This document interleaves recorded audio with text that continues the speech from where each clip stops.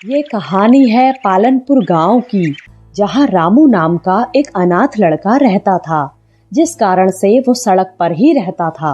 कभी कभी लोग उसे तरस खाकर कुछ खाने को दे जाते थे। धीरे धीरे जब वो बड़ा होने लगा तो उसे खाना देने वाला कोई नहीं था, जिस कारण वो भूखा रहने लगा।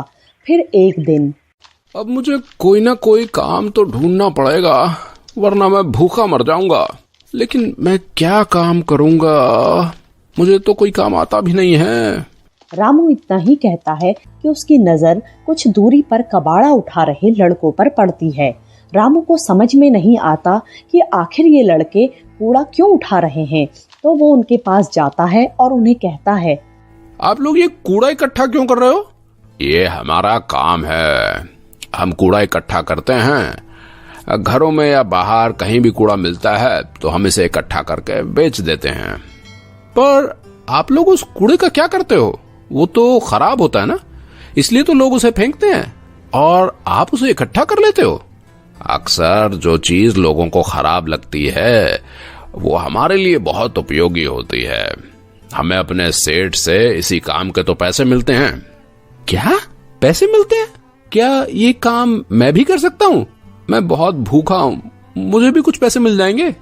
हाँ हाँ ठीक है, तुम्हें भी पैसे मिल जाएंगे।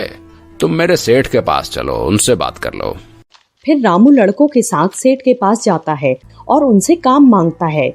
सेठ जी, मैं भी कबाड़ी का काम करना चाहता हूँ और कुछ पैसे कमाना चाहता हूँ। पर तुम ये काम क्यों करना चाहते हो भाई? और कोई काम भी तो कर सकते हो ना। सेठ जी, मुझे इस काम की एक बात बहुत अच्छी लगी कि हम ऐसी चीजों की कीमत लगाते हैं जो दूसरों के लिए खराब होती हैं। हर इंसान को अच्छी चीज चाहिए जिनमें कोई भी खराबी ना हो, पर कबाड़ी एक ऐसा है जो खराब चीजों की कीमत लगाता है। बच्चों की ये सब बातें सेठ को पसंद आ जाती हैं और सेठ रामू को काम पर रख लेता है। अगले दिन रामू कबाड़ी का काम शुरू कर देता है और पूरे मन लगाकर काम करता है। फिर एक दिन उसे कबाड़ में कुछ किताबें मिलती हैं। रामू उन्हें पढ़ना चाहता था, पर पढ़े लिखे न होने के कारण वो पढ़ नहीं पाता था। तो रामू अपने सेठ के पास जाता है और कहता है, सेठ जी, मैं पढ़ना चाहता हूँ।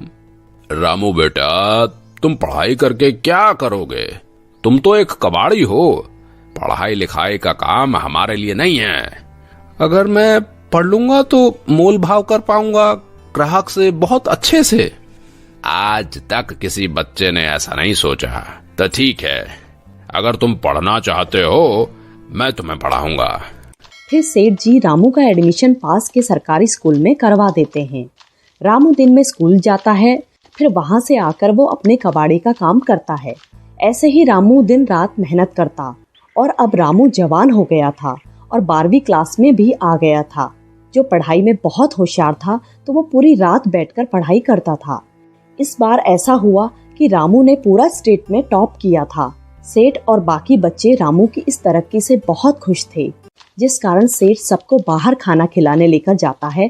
तभी एक बच्चे की चप्पल टूट जाती है, जिस कारण सब एक बड़े रेस्टोरेंट के बाहर खड़े हो जाते हैं, जिसे देखकर रामू सेठ से कहता है, सेठ जी, देखो कितना आलीशान रेस्टोरेंट है, चलो इसी में खाना खाते हैं। बेटा रामू, ये बहुत बड़ा रेस्टोरेंट है, अच्छा नहीं लगेगा, हम कहीं और चलकर खा लेंगे। नहीं सेठ जी, हम पैसे देके और खाना खाएंगे, क्या दिक्कत है इसमें? कौन सा फ्री का खाना खाएंगे? रामू की जिद और उसकी खुशी के लिए सेठ सबको रेस्टोरेंट के अंदर लेकर जाता है, लेकिन रेस्टोरेंट के मालिक को गलतफहमी हो जाती है।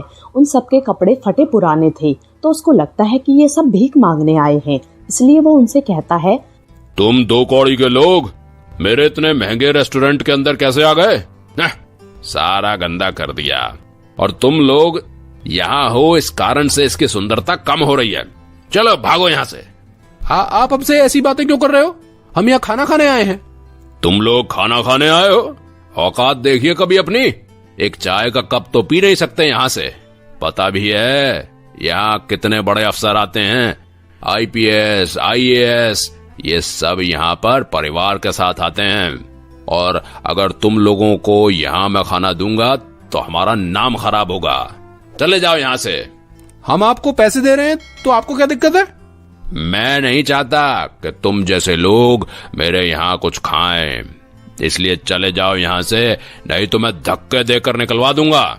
फिर वो सब वहाँ से चले जाते हैं, पर सबको बहुत बुरा लगता है, खासकर सेठ और रामू को। फिर सेठ रामू से कहता है, रामू, देखा तुमने जो कबाड़ी लोगों के घरों को साफ करने में मदद करते हैं, लोग उनके प्रति कैसा व्यवहार करते हैं। कबाड़े होना कोई गुनाह नहीं है, जैसे सब काम है वैसे ही ये भी काम है, पर लोगों को ये छोटा काम लगता है। इसके पीछे हमारी मेहनत नहीं दिखती। धूप में, बारिश में, हर मौसम में हम काम करते हैं। सेठ जी, ये आईपीएस क्या होता है? लोग इनको काफी इज्जत देते हैं। ये बड़े अफसर होते हैं। पर तू ये सब क्यों पूछ रहा है? मुझे आईपीएस ऑफिसर बनना है। नहीं बेटा, ये इतना आसान नहीं होता। आईपीएस ऑफिसर बनना बहुत मेहनत लगती है।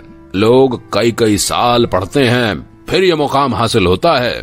और फिर तू तो एक कबाड़ी है, तू कैसे बनेगा?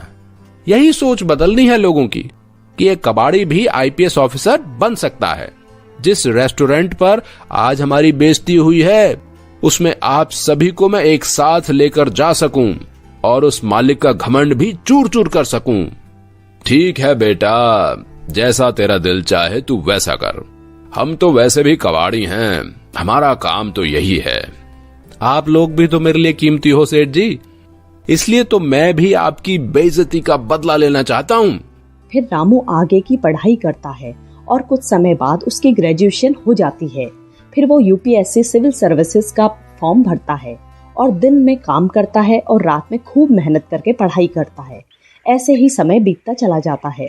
ऐसे ही रामू का यूपीएससी का एग्जाम हो जाता है। सब लोग ये देखकर चौंक जाते हैं कि रामू ने यूपीएससी एग्जाम में टॉप किया था। फिर उसका इंटरव्यू भी क्लियर हो जाता है और कुछ समय बाद वो एक आईपीएस ऑफिसर बन जाता है। फिर वो अपने सेठ और कबाड़ी के कुछ दोस्तों को लेकर रामू उसी रेस्टोरेंट में जाता है। रामू की आईपीएस ड्रेस देखकर रेस्टोरेंट का मालिक उसे पहचान नहीं पाता और उसकी सेवा करने लग जाता है। रामू के पास खड़े सेठ को देखकर मालिक फिर से उसे कहता है, आज मुझे परेशान मत करो, नए आईपीएस ऑफिसर आए हैं, वरना तुझे और तेरे लड़कों को धक्का देकर निकाल देता। तभी रामू कहता है, किसको निकाल रहे हो तुम? हैं? ये सभी मेरे साथ हैं। अगर तुमको तकलीफ है तो मैं भी चला जाता हूँ यहाँ से। अरे नहीं साहब, आप कहाँ जा रहे हो? मुझे मालूम नहीं था कि आप लाए हो इनको साथ में। तुमने शायद मुझे पहचाना नहीं। मैं वही लड़का हूँ जो उस दिन इनके साथ आया था। अब मैं आईपीएस बन गया हूँ, तो तुम लोग मुझे वर्दी में इज्जत दे रहे हो। उस दिन फटे पुराने कपड़े में था, तब बेइज्जती कर रहे थे। तुम जैसे लोगों की वजह से ही लोगों में भेदभाव आता है। कपड़ों से लोगों को नहीं पहचानो। अगर वो तुम्हें पैसे दे रहा है तो उनकी उतनी ही इज्जत करो जितनी बाकी लोगों की करते हो, समझे? रामू की इन बातों से मालिक बहुत शर्मिंदा होता है और सबसे माफी मांगता है। फिर सभी साथ में खाना खाते हैं और फिर वापस जाने लगते हैं। तो सेठ रामू को कहता है, रामू, आज तुम्हारी वजह से हम कबाड़ियों को इतना मान सम्मान मिला है। मैंने कभी भी नहीं सोचा था कि कबाड़ी भी एक दिन इतना बड़ा आईपीएस ऑफिसर बन पाएगा। सेठ जी, ये सब आप ही की वजह से हुआ है। आपने एक बेकार इंसान को बेशकीमती बना दिया। आपने मेरी हर संभव सहायता की है। दोस्तों, इस कहानी के माध्यम से हम आपको यही कहना चाहते हैं कि किसी को उसके कपड़े और काम से जज मत कीजिए। कोई भी काम छोटा और बड़ा नहीं होता और सम्मान पाने का हक सबको होता है, फिर चाहे वो गरीब हो या अमीर, एक कबाड़ी वाला हो या रिक्शा चालक।